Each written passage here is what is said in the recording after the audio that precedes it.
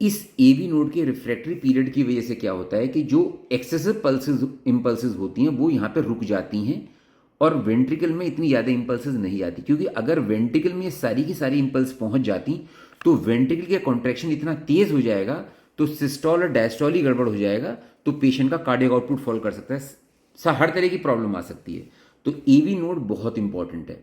तो atrial Flutter में क्या होता है कि अगर एट्रियल रेट 300 है, ठीक है, तो इसका जो कंडक्शन होगा एवी नोड के थ्रू किसी रेशो में ही होगा, या 2:1 की रेशो में होगा। 2:1 का मतलब है 2 इंपल्स पी वेव की आई और एक रुक गई, तो रेट वेंट्रिकल का रेट कितना हो गया, जब एक इंपल्स आ रही थी और एक रुक गई, तो अगर एट्रियल रेट 300 है तो वेंट्रिकल रेट 150 हो गया।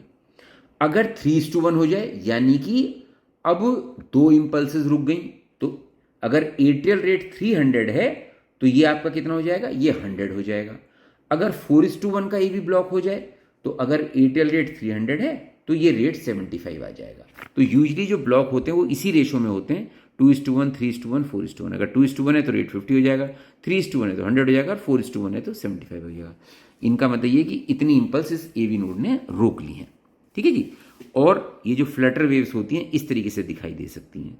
तो इसकी इंपॉर्टेंट बात आपकी बात ये है कि ये हमेशा इस प्रोपोर्शन में ही जाते हैं और इसी ये सॉटूथ अपीयरेंस होती है। तो ये भी एक तरह का सुप्रा वेंट्रिकुलर टेकिकार्डिया है, एट्रियल फ्लटर।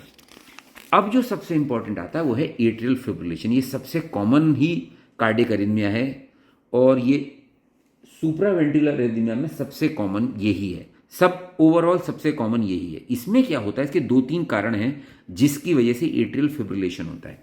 ये हमारा एट्रियम है, यहाँ से पल्मोनरी वेन आई थी लेफ्ट एट्रियम में, तो या तो कोई एक्टॉपिक यहाँ से आ जाए। एक्टॉपिक का मतलब ये होता है कोई एबनॉर्मल बीट, जैसा कि हमने एट्रियल एक्टॉपिक अभी पढ़ा था। तो कोई भी एबनॉर्मल बीट अगर इस आसपास के एरिया से आ जाए तो उसकी वजह से एट्रियल फिब्रिलेशन हो सकता है, या कोई री एंट्री सर्किट बन जाए। री एंट्री सर्किट या तो राइट एट्रियम में या लेफ्ट एट्रियम में।